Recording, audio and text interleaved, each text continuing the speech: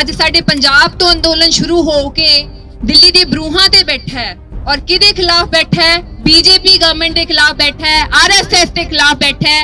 ਉਹੀ आरएसएस का बंदा ਇੱਥੇ बैठा है ਜਿਹੜਾ ਸਾਡੇ ਯੂਨੀਵਰਸਿਟੀ ਦੇ ਸਟੂਡੈਂਟਸ ਦੇ ਨਾਲ ਵੀ ਇਹ ਹਾਲਾਤ ਕਰ ਰਿਹਾ ਹੈ ਇਸ ਟਾਈਮ ਦੇ ਉੱਤੇ। ਇਸੇ ਕਰਕੇ ਅਸੀਂ ਕਹਿੰਦੇ ਸੀਗੇ ਕਿ ਉਦੋਂ ਵੀ ਇਕਜੁੱਟ ਹੋ ਜਾਓ, ਇਹ ਗਵਰਨਮੈਂਟ ਦੇ ਅਗੇਂਸਟ ਉਦੋਂ ਵੀ ਇਕਜੁੱਟ ਹੋਣਾ ਜ਼ਰੂਰੀ ਹੈ ਕਿਉਂਕਿ ਪੰਜਾਬ ਦੇ ਵਿੱਚ बीजेपी आरएसएस अपना असल रूप विखाऊगा ही। ਅੱਜ ਅਸੀਂ ਪੰਜਾਬ ਦੇ ਵਿੱਚ बीजेपी आरएसएस ਨੂੰ ਵੜਨ ਨਹੀਂ ਦਿੰਦੇ, ਇਹ ਵਾਈਸ ਚਾਂਸਲਰ ਨੂੰ ਵੀ ਇੱਥੋਂ ਕੱਢ ਕੇ ਰਵਾਂਗੇ। ਅੱਜ ਅਸੀਂ ਇਤਿਹਾਸ ਦੀਆਂ ਗੱਲਾਂ ਕਰਦੇ ਹਾਂ, ਇਤਿਹਾਸ ਕਿੱਥੇ ਦਿਖਦਾ ਹੈ? ਇਤਿਹਾਸ 3B2 ਮਾਰਕੀਟ ਦੇ ਵਿੱਚ ਗੇੜੀਆਂ ਦੇ ਵਿੱਚ ਦਿਖਦਾ ਹੈ ਜਾਂ ਇਤਿਹਾਸ ਸਾਡੇ ਆ ਕੈਫੇ ਦੇ ਵਿੱਚ ਸਾਡੇ ਭਰਾ ਬੈਠੇ ਨੇ ਜਿਨ੍ਹਾਂ ਨੂੰ ਅੱਜ ਇੱਥੇ ਹੋਣਾ ਚਾਹੀਦਾ ਆ। ਜੇ ਅਸੀਂ ਇਤਿਹਾਸ ਦੀ ਗੱਲ ਕਰਦੇ ਹਾਂ, ਅਸੀਂ ਮਾਈ ਭਾਗੋ ਦੀਆਂ ਫੋਟੋਆਂ ਲਾਉਂਦੇ ਹਾਂ, ਅਸੀਂ ਗੁਰਦੁਆਰਾ ਸਾਹਿਬ ਮੱਥਾ ਟੇਕਦੇ ਹਾਂ, ਅਸੀਂ ਉਹਨਾਂ ਦੇ ਸਿਧਾਂਤਾਂ ਦੇ ਉੱਤੇ ਨਹੀਂ ਚੱਲਦੇ। ਇਹੋ ਜਿਹੇ ਸ਼ਹੀਦੀ ਦਿਹਾੜੇ ਮਨਾਉਣ ਦਾ ਕੋਈ ਫਾਇਦਾ ਨਹੀਂ ਭਗਤ ਸਿੰਘ ਦੇ ਜੇ ਤੁਸੀਂ ਉਹਨਾਂ ਦੇ ਸਿਧਾਂਤਾਂ ਤੇ ਨਹੀਂ ਚੱਲਣਾ ਹੈ। ਤੁਸੀਂ ਜੇਐਨਯੂ ਨਾ ਸਮਝਿਓ ਇਹਨੂੰ ਕਿ ਤੁਸੀਂ ਸਾਡੇ ਸਟੂਡੈਂਟਸ ਨੂੰ ਜੇਲ੍ਹਾਂ ਦੇ ਵਿੱਚ ਪਾਓਗੇ। ਇਹ ਪੰਜਾਬ ਯੂਨੀਵਰਸਿਟੀ ਹੈ, ਪੰਜਾਬ ਹੈ, ਅਸੀਂ ਤੈਨੂੰ ਇੱਥੋਂ ਕੱਢ ਸਕਦੇ ਹਾਂ। ਮੈਂ ਆਰਐਸਐਸ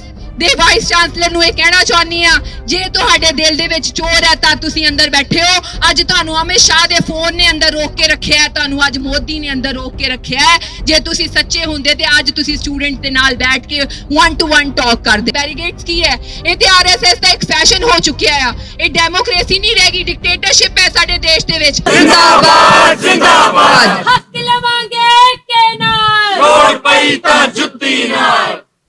ਵਾਹਿਗੁਰੂ ਜੀ ਕਾ ਖਾਲਸਾ, ਵਾਹਿਗੁਰੂ ਜੀ ਕੀ ਫਤਿਹ।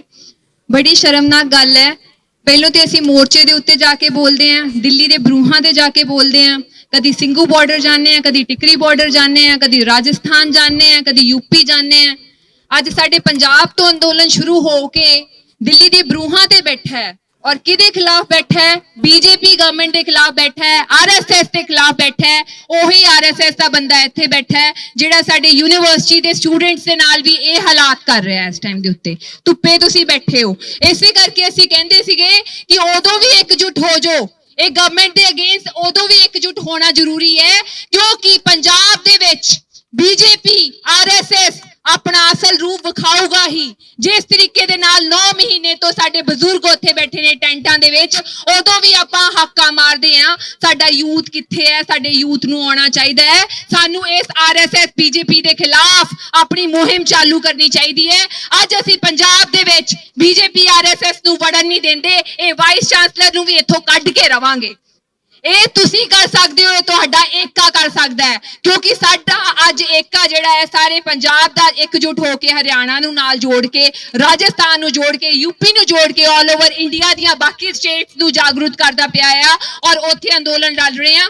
ਇੱਥੇ ਵੀ ਆ ਤੇ ਅਸੀਂ ਪੰਜਾਬ ਦੇ ਅੰਦਰ ਬੈਠੇ ਆ। ਇੱਥੇ ਸਾਨੂੰ ਕਾਹਦਾ ਡਰ ਹੈ? ਇੱਥੇ ਸਾਨੂੰ ਵਾਈਸ ਚਾਂਸਲਰ ਨੂੰ ਆ ਕੇ ਜਾ ਕੇ ਉੱਥੇ ਅੱਜ ਆਪਾਂ ਧਰਨਾ ਲਾ ਰਹੇ ਨਾ, ਵਾਈਸ ਚਾਂਸਲਰ ਨੂੰ ਇਹ ਨਹੀਂ ਵੇਖਣਾ ਚਾਹੀਦਾ ਕੁਛ ਲੋਕੀ ਬੈਠੇ ਨੇ, ਕੁਛ ਹੀ ਲੋਕੀ ਇਨਕਲਾਬ ਲੈ ਕੇ ਆਉਂਦੇ ਨੇ। ਅੱਜ ਅਸੀਂ ਹਰ ਇੱਕ ਪਿੰਡ ਦੇ ਵਿੱਚ ਜਾ ਕੇ ਵੀ ਇਹ ਕਹਿੰਦੇ ਆ ਵੀ ਸਾਡੇ ਭਰਾਵਾਂ ਦੇ ਵਿੱਚ ਸਾਨੂੰ ਅੱਜ ਹਰੀ ਸਿੰਘ ਨਲੂਆ ਦਿਖਣਾ ਚਾਹੀਦਾ ਹੈ, ਸਾਡੇ ਭਰਾਵਾਂ ਦੇ ਵਿੱਚ ਸਾਨੂੰ ਭਗਤ ਸਿੰਘ ਦਿਖਣਾ ਚਾਹੀਦਾ, ਬੰਦਾ ਸਿੰਘ ਬਹਾਦਰ ਦਿਖਣਾ ਚਾਹੀਦਾ ਹੈ।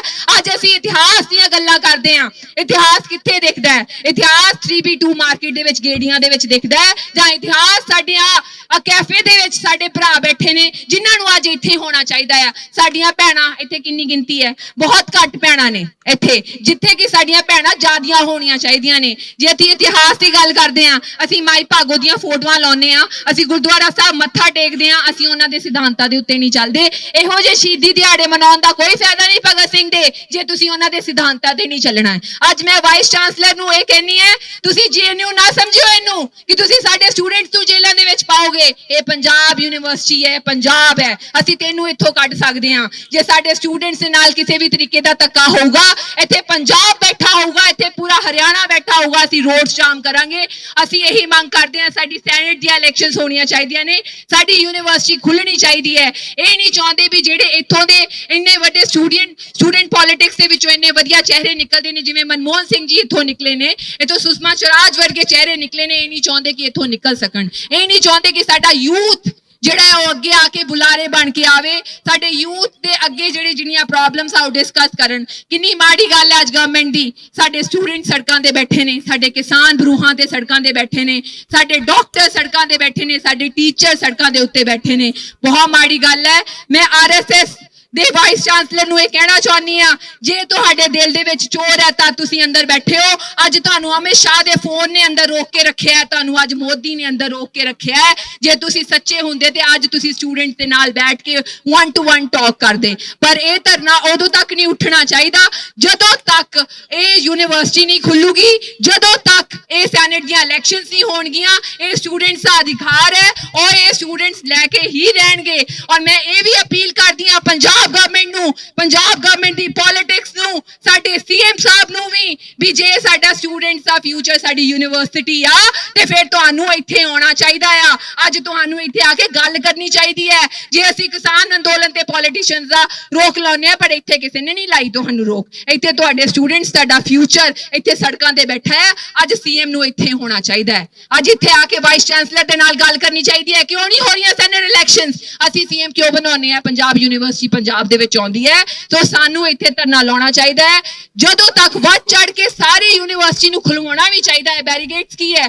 ਇਹ ਤੇ ਆਰਐਸਐਸ ਦਾ ਇੱਕ ਫੈਸ਼ਨ ਹੋ ਚੁੱਕਿਆ ਆ। ਇਹ ਡੈਮੋਕ੍ਰੇਸੀ ਨਹੀਂ ਰਹਿ ਗਈ, ਡਿਕਟੇਟਰਸ਼ਿਪ ਹੈ ਸਾਡੇ ਦੇਸ਼ ਦੇ ਵਿੱਚ। ਭਾਵੇਂ ਉਹ 26 ਤਰੀਕ ਦਾ ਸਾਡਾ ਧਰਨਾ ਹੋਵੇ, ਜਿੱਦਣ ਗਵਰਨਰ ਨੂੰ ਅਸੀਂ ਮੈਮੋਰੈਂਡਮ ਦੇਣਾ ਸੀਗਾ, ਉਦੋਂ ਵੀ ਚੁੱਕ ਕੇ ਪੁਲਿਸ ਨੇ ਇੰਨੇ ਵੱਡੇ ਵੱਡੇ ਬੈਰੀਗੇਡਸ ਲਾਏ ਸੀਗੇ। ਬੈਰੀਗੇਡਸ ਤੋੜਨਾ ਕੋਈ ਵੱਡੀ ਗੱਲ ਨਹੀਂ, ਪਰ ਸਾਡਾ ਪੀਸਫੁਲ ਪ੍ਰੋਟੈਸਟ ਹੈ। ਅਸੀਂ ਪੀਸਫੁਲ ਆਪਣੀਆਂ ਮੰਗਾਂ ਰੱਖਣਾ ਚਾਹੁੰਦੇ ਆ ਔਰ ਤੁਹਾਨੂੰ ਇਹੀ ਕਹਿਣਾ ਚਾਹੁੰਦੇ ਆ, ਜੇ ਤੁਹਾਡੇ ਕੰਨਾਂ 'ਚ ਆਵਾਜ਼ ਪੈ ਰਹੀ ਹੈ ਕਿ ਸਾਡੀ ਸੈਨੇਟ ਇਲੈਕਸ਼ਨਸ ਕਰਵਾਓ ਸਾਡੇ ਵੀਰ ਹੋਣਾ ਦੀ, ਤਾਂ ਕਿ ਯੂਨੀਵਰਸਿਟੀਜ਼ ਦੇ ਸਭ ਤੋਂ ਜ਼ਿਆਦਾ ਪ੍ਰੋਬਲਮਸ ਤੇ ਇਹੀ ਅੰਡਰਸਟੈਂਡ ਕਰ ਸਕਦੇ ਨੇ ਜਿਹੜੇ ਸਟੂਡੈਂਟਸ ਇੱਥੋਂ ਪਾਸ ਆਊਟ ਹੋ ਕੇ ਗਏ ਨੇ। ਇਹਨਾਂ ਦੀ ਕਮੇਟੀ ਹੋਣੀ ਚਾਹੀਦੀ ਹੈ ਔਰ ਇਹ ਇਹਨਾਂ ਦਾ ਅਧਿਕਾਰ ਹੈ। ਔਰ ਇਹਦੇ ਵਾਸਤੇ ਮੈਂ ਕਹਿੰਨੀ ਆ ਵੀ ਸਾਰਿਆਂ ਨੂੰ ਮੇਲ ਜੋੜ ਕੇ ਗੱਲ ਉਠਾਉਣੀ ਚਾਹੀਦੀ ਹੈ। ਪੰਜਾਬ ਦੇ ਸਟੂਡੈਂਟਸ ਹੋਣ, ਹਰਿਆਣਾ ਦੇ ਸਟੂਡੈਂਟਸ ਹੋਣ, ਸਾਰਿਆਂ ਨੂੰ ਮਿਲ ਜੁਲ ਕੇ ਇੱਥੇ ਬਹਿਣਾ ਚਾਹੀਦਾ ਹੈ। ਇਹੀ ਗੱਲ ਕਹਾਂਗੇ, ਇਹੀ ਗੱਲ ਆਪਾਂ ਅੱਗੇ ਜਾ ਕੇ ਵੀ ਕਰਾਂਗੇ। ਹੋਰ ਜਿਹੜੀ ਕਿਸਾਨ ਮੋਰਚੇ ਦੇ ਉੱਤੇ ਅਸੀਂ ਦਿਨ ਰਾਤ ਰਹਿੰਦੇ ਆ, ਪਲੀਜ਼ ਇਹ ਜਿਹੜੀਆਂ ਸਾਰੀਆਂ ਚੀਜ਼ਾਂ ਨਾ ਇੱਕ ਦੂਜੇ ਦੇ ਨਾਲ ਇੰਟਰਲਿੰਕਡ ਹੈ। ਅੱਜ ਆਪਾਂ ਬੀਜੇਪੀ ਨਾਲ ਲੜ ਰਹੇ ਹਾਂ, ਆਰਐਸਐਸ ਨਾਲ ਉੱਥੇ ਲੜ ਰਹੇ ਹਾਂ, ਉਹੀ ਆਰਐਸਐਸ ਇੱਥੇ ਹੈ। ਇਹ ਸਾਰਾ ਕੁਝ ਕੰਟਰੋਲ ਕਰਨਾ ਚਾਹੁੰਦੇ ਨੇ। ਇਹ ਕੰਟਰੋਲ ਕਰਨਾ ਚਾਹੁੰਦੇ ਨੇ ਸਾਡੇ ਇਤਿਹਾਸ ਦੇ ਉੱਤੇ, ਸਾਡੀਆਂ ਕਿਤਾਬਾਂ ਦੇ ਉੱਤੇ, ਕਿ ਸਾਡੇ ਬੱਚੇ ਕੀ ਪੜ੍ਹਨ, ਇਹਨਾਂ ਦੇ ਅਕੋਰਡਿੰਗਲੀ ਪੜ੍ਹਨ। ਇਸੇ ਕਰਕੇ ਇਹਨਾਂ ਦੇ ਵਾਈਸ ਚਾਂਸਲਰ ਇੱਥੇ ਲਾਏ ਜਾ ਰਹੇ ਨੇ। ਸਾਨੂੰ ਆਵਾਜ਼ ਚੁੱਕਣ ਦੀ ਲੋੜ ਹੈ ਆਪਣੇ ਕਲਚਰ ਨੂੰ ਬਚਾਉਣ ਵਾਸਤੇ। ਅੱਜ ਵਾਹਿਗੁਰੂ ਜੀ ਕਾ ਖਾਲਸਾ।